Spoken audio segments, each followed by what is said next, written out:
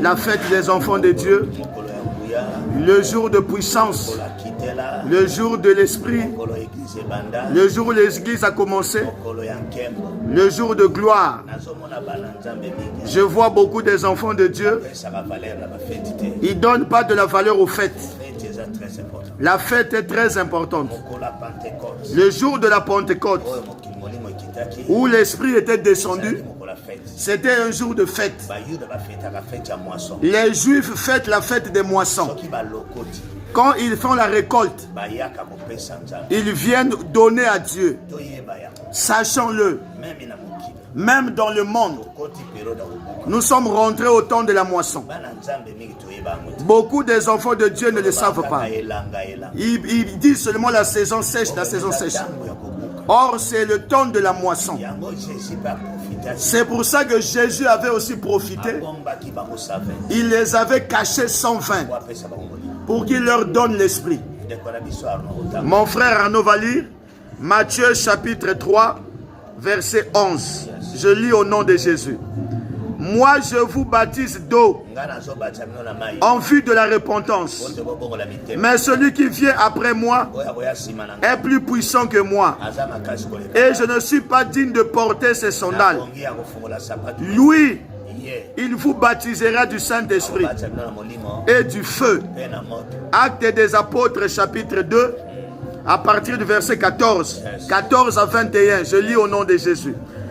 Alors Pierre, debout avec les 11 apôtres, s'exprima d'une voix forte en ces termes.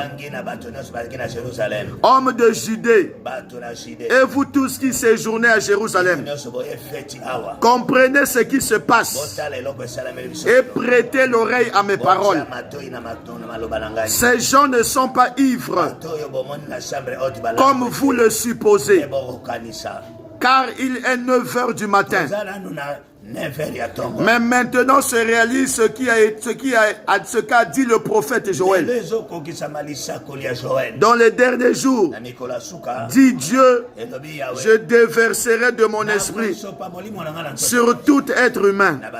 Vos fils et vos filles prophétiseront. Vos jeunes gens auront des visions. Et vos vieillards auront des songes. Oui, sur mes serviteurs et sur mes servantes. Durant ces jours-là, je déverserai de mon esprit. Et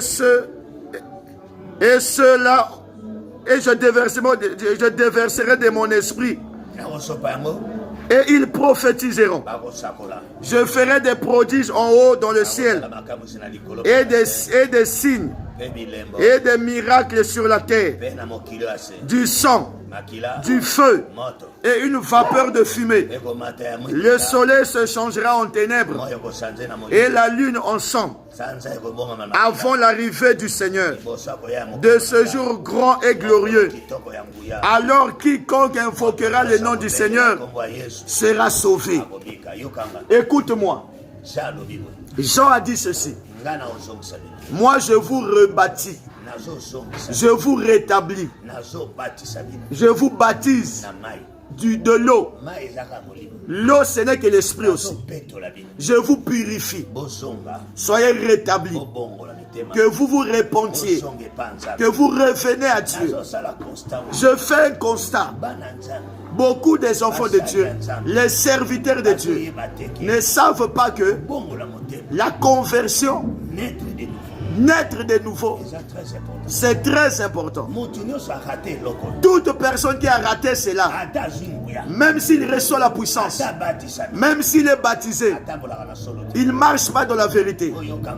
Écoutez-moi, je suis pasteur. La conversion, tous ceux-là, et les pharisiens, et les sadducéens, et les sacrificateurs, ils étaient venus chez Jean.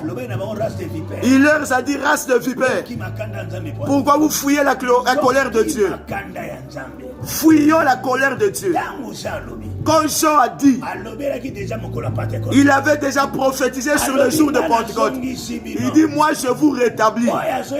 Celui qui vient après moi, je suis en bas, je m'humilie. Lui et moi, nous ne sommes pas pareils. Lui, il vient d'en haut. Lui, il va baptiser du feu et de l'esprit. Cela veut dire quoi? Sa divinité, quand ça va entrer en vous, son feu, ça va s'allumer, ça va purifier, ça va enlever tout ce qui est mauvais. Vous deviendrez des serviteurs de feu. C'est pour ça que Pierre s'est levé. Quand Pierre s'est levé, il leur a dit ceci: le premier signe de la Pentecôte, c'est l'unité. On doit rétablir cela, que ce soit dans nos familles, que ce soit dans le travail, que ce soit dans l'œuvre du Seigneur. L'unité. S'ils étaient dispersés, ils n'allaient pas recevoir cela. Comme ils étaient restés, ils avaient obéi. C'est pour ça qu'ils ont reçu. Quand ils ont reçu cela, tous ceux qui étaient venus à la fête, les Juifs qui étaient dispersés dans le monde entier, ceux qui craignent Dieu, ils s'étaient étonnés de les voir parler en d'autres langues, de maternelles. Ils étaient étonnés. Ils parlaient des merveilles de Dieu. Ceux qui n'avaient pas compris ce jour-là, ils ont dit ils sont ivres. C'est pour ça que Pierre leur a dit: nous sommes encore à 9 heures. Personne n'est ivre. Personne n'est ivre. Nous revenons de nos maisons. Nous avons reçu un vent. Nous avons reçu la puissance.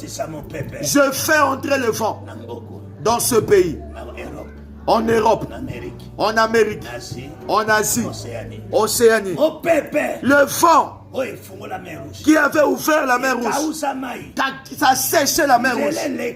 La route a été faite et ils avaient traversé.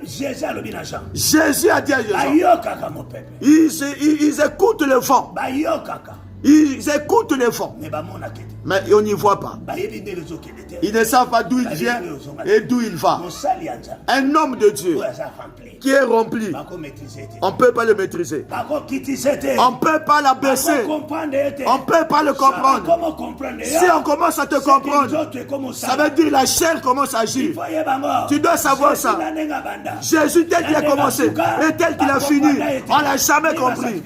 Ni les sacrificateurs, ni les Sadducéens, même la foule qui les suivait, il faisait des miracles tous les jours. Il faisait étonner. C'est pour ça que le jour de la Pentecôte, Pierre a pris l'audace. Il s'est levé. Nous ne sommes pas ivres. La prophétie est accomplie. J'aime tel que Joël a dit: je déverserai. Je déverserai. David a dit ça dans Psaume 23. Nous ne sommes pas dans le temps de diminuer, de mettre peu. Non, c'est de répandre. Ça doit aller. Regardez cette maman. Quand on voulait arracher les enfants, qu'est-ce que le prophète lui a dit? Va dans ta maison, ferme la porte, prends le bidon, commence à répandre. Amen. Cette maman, quand elle a commencé à répandre, elle s'étonnait, le bidon se remplissait, mais l'huile ne séchait pas. La chose de Dieu qui est en toi, l'esprit qui est en toi, c'est l'esprit qui n'a pas de limite. Nous ne sommes pas à l'ancienne alliance, nous sommes de la nouvelle alliance. Dieu nous agira avec nous. Nous avons vu cela. La personne est morte, son corps ressuscite les gens. Ça veut dire l'onction ne meurt pas. L'huile qui est sur toi, la divinité qui est en toi, ça doit opérer. Ne tue pas cela. Il a dit: je viendrai habiter éternellement. Je viendrai habiter moi-même. Je serai en vous. Je travaillerai avec vous. C'est pour ça qu'il a dit ceci. Quand l'esprit commence, il faut qu'il y ait les signes. Il faut qu'il y ait les prodiges. Les gens doivent craindre Dieu. Si les gens ne craignent pas Dieu, ils vont laisser les coutumes comment? Ils ne vont pas laisser la sorcellerie. Ils ne vont pas laisser les fétiches.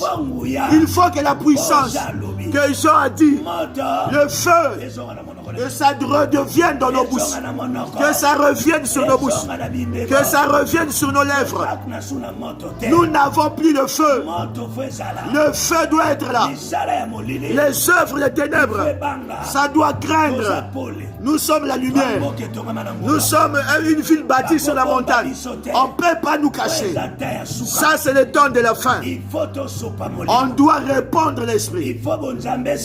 Dieu doit opérer. Je parle aux jeunes. Je parle à la génération qui monte. Ne craignons pas. Sortons. Prêchons. Montrons la puissance de Dieu.